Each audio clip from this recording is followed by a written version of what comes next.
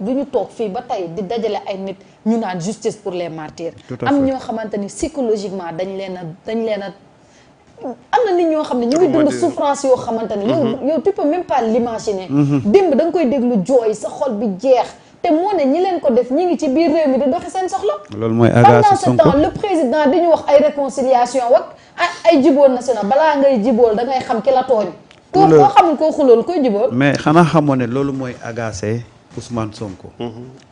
tey bu amee lu ko gën a naqari bokk na ci loolu parce que Ousmane dafa jàpp ne li tax sénégalais yi gën a ànd ak moom mooy justice bu ñu war a defaraat reddition des comptes bu ñu war a rendre effective parce que ñoom ñoo ñu jaay loolu boo xoolee pour la première fois dans le paysage politique on utilise le mot système waa Patriote ñoo ko fi indi de lu tax ñu wax système parce que dañu jàpp ne tous les problèmes du Sénégal système moo ko indi incarné par les hommes te bu ñu waxee système boobu ça se résume sur 2 leviers la justice et les comptes justice bu doxut moo dugal Sénégal ci guuta luubal xaalis bu métti moo dugal Sénégal ci guuta donc il fallait régler ces 2 leviers là avant de penser à quoi que ce soit te d'ailleurs Sénégalais yi loolu la ñu jàppoon que tey bu ñu ñëwee dañuy régler la justice régler def la reddition des comptes bu ñu ko defee nag ba nga xam ne loolu féete na boor lépp loo defar day baax dafa mel ni tey nga ñëw di béy doo ñëw fekk tool bi noonu rek jël doomu gerte rek sànni ci biir tool bi da ngay def li ñuy wax ruuj mooy nettoyer tool bi boo ko nettoyer ba def ci engrais biñ ci war a def ba rendre suuf le sol fertile bu boobaa di nga mën a ji te loo ji amaana na ci ndogalu yàlla dana baax waaye xam nga doo ñëw fekk ko mbalitam ak salteem noonu rek nga ne da ngay ji ci kawam loolu la ñu amoon yaakaar ci Sénégal que tey ñun avec le régime patriote suñu yegsee dañuy teg les bases d'un Sénégal nouveau base bi nag mooy régler la justice bu ñu régler justice ba mu ne koroj ne kocc ñu def li ñuy wax reddition des comptes gis nga yooyu bu ñu ko réussir seen premier mandat bu leen neexee bu ñu demee élection jarul sax ñuy wax gars yi kaa leen woteel ñu parce que loolu mooy la préoccupation majeure des Sénégalais xam nga sànq yaa ngi wax ne Sonko bi muy attaqué justice bi da ngaa tiitoon sax moi j'étais dans le même cas mais enfin un politicien et un politicien très courageux Sonko dafa teg xool mu gis ne fii bu ñu bëggee liquider un politicien dañuy accès ko ci ñaari levier muy la justice et la presse c'est ça mu xool le cas de Karim Wade quand on a voulu le liquider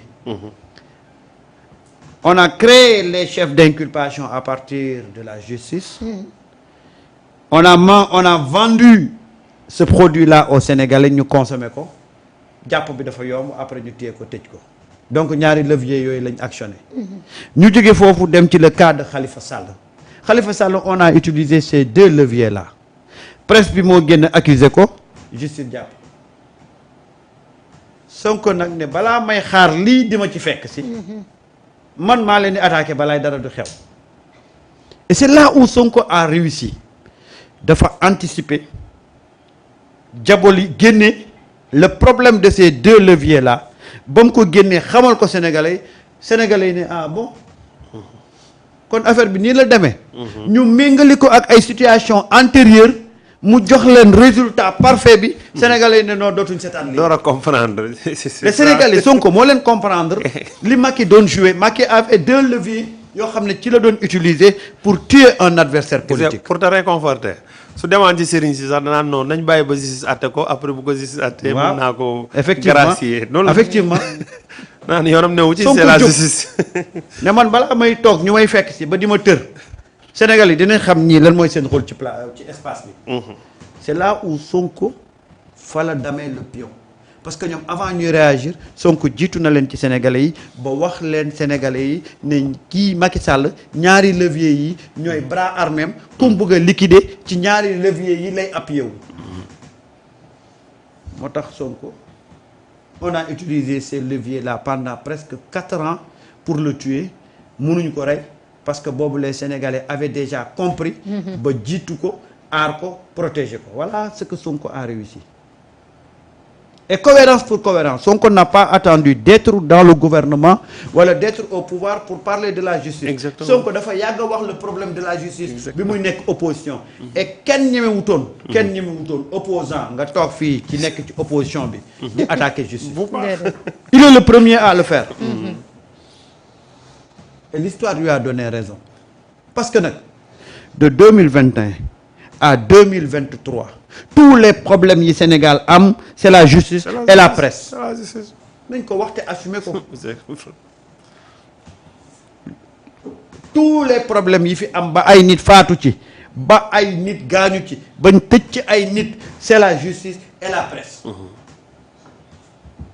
presse bi moo lay diaboliser justice bi achevé la. c'est ça. ça a été toujours comme ça.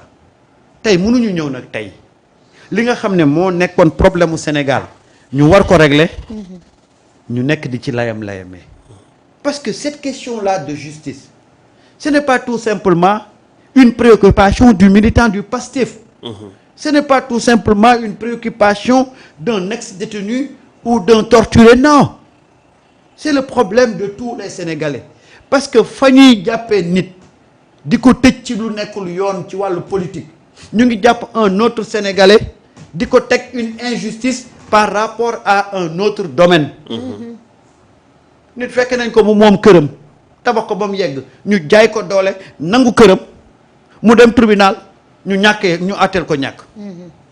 loolu dafa am. du fi jeex. l'exemple du jeune Fallou. ñu jiñ ko viol. war ko tëj 15 ans. ñaata at la Fallou tëdd. 5 ans. 5 ans ñu xëy un beau matin. ne ko defoo dara. mais Fallou boobu. kan moo ko gën a am problème pour ñu régler justice parce que il a été victime de ça. Exactement. ak ñeneen ak ñeneen ak ñeneen ñoo xam ne parce que une fois encore quand on parle de la justice que les gens ne pensent pas que c'est juste lié à des problèmes politiques. déedéet. des Sénégalais yoo xam ne dañoo xëy ne pare naa ci Sénégal parce que j'ai été victime d'une injustice. ñu jël seen bagage dem nekk bitim réew. nit jënd na fi terrain ñu jaay ko doole. mu dem ci justice bi ñàkk mu xam ne lii du dëgg du yoon. donc de façon globale nous avons un problème. Notre justice a un problème. Et cette question-là ça ne se résume pas au niveau des acteurs politiques mais tous les Sénégalais tey koo ci wax danaan la man suma problème bu ma sañoon tey ñu teg justice boo xam ne dafay yem ci Sénégalais yépp. Donc les revendications de Ousmane Sonko sont tout à fait légitimes. Très légitime. C'est très légitime. Et c'est dommage qu'aujourd'hui, sous le régime de Pastef, que des gens qui ont combattu, des gens qui ont tout perdu, toog di jooy pour que ñu def justice. Et c'est ça qui fait mal à Ousmane Sonko. C'est vraiment désolant. C'est désolant. Parce que nag keroog ba ñu faloo au soir du 24 mars bi résultat yi génnee bañ ne Pastef moo gagné la coalition Bassirou Diomaye Faye ñi ci gën a wax ouf de soulagement mooy ces vaillants combattants là nga xam ne dañ leen torturer ñii dañuy rey seeni ay doom seeni ay jëkkër ñoom ñoo ne enfin on va régler nos problèmes nga toog pendant 2 ans presque aucun procès n'a été ouvert. Encore moins une enquête boo xam ne mën nga taxaw teg ci sa loxo. C'est tout à fait normal que ces victimes là ñu am opportunité déverser seen li ñu am. Et à ce niveau-là il faut saluer le courage de Ousmane Sonko. Parce que nag organiser ces genres de rencontres là il faut être courageux pour le faire. Parce que wóor na la ne yow ña ngay dajeel danañ indaale mer. danañ indaale tristesse. Ils peuvent déraper à tout moment. nga dékku loolu yëpp nga dékku ko en tant que premier ministre en direct y a pas de filtre exactement tey nit mënoon na jóg rek taxaw rek jël micro bi rek saaga ko ak bu baax sax balaa ñuy naan ko waru ko woon saaga fekk saaga bi dem na mais il a pris le courage d'affronter tout ça et de mesurer risques yi war a mën a ñëw yëpp parce que ki nga xam ne dafa jóge ci blessure ki nga xam ne dafa dundee amertume dundee traumatisme buy ñëw doo xam ban état d'esprit lay ñëwee ñi am crise ak tout ça doo xam ban état d'esprit lay ñëwee mais il a affronté ça et ça a été une thérapie boo xam ne famille bi ñu ñibbee démb boo leen mënoon jege laaj leen dinañ ne sant nañ bu baax a baax Ousmane Sonko ci séance de thérapie bi mu ñu defal parce que nag nit moo mënul régler problème am ci saa si waaye dimbale ko mu wax problème am c'est ça ah c'est très important gis nga bu waxee problème am moom jàpp na ne 50% ci li gàllankoor ci mbagam teggeeku na nga def ko en direct njaboot yi nekk ci gannaaw danañu xam ne kat suñu waa ji dañu dénkoon suñu problème keroog ba mu demee ca Grand Théâtre waxal nañu suñu problème te bàyyi na leen xel te bàyyi nañu xel moo tax il faut saluer ce qui s'est passé hier que de un ça a été une séance de thérapie pour les victimes les ex-détenus mais ça a été un moment de vérité entre Ousmane ak sa famille parce que ñooñu ñooy famille c'est ça c'est important et c'est important c'est important da ngay courageux Ousmane li mu rawee ñi nekk ci politique bi mooy moo leen ëpp courage c'est ça loolu il faut le dire Ousmane moo leen ëpp courage te daf koy fekk toujours ca lam doon wax te mu gëm ko j'ai un seul interlocuteur c'est le peuple c'est le peuple c'est vrai loolu mooy cohérence loolu mooy constance bu ko neexoon tey mu yebal ay nit ñu dem wax ci suuf waaye nee na buggul lu lëndëm déedéet nay leer ci nay leer boobu la nekk te gis nga lam doon wax ne fi mu nekk nii leer na naañ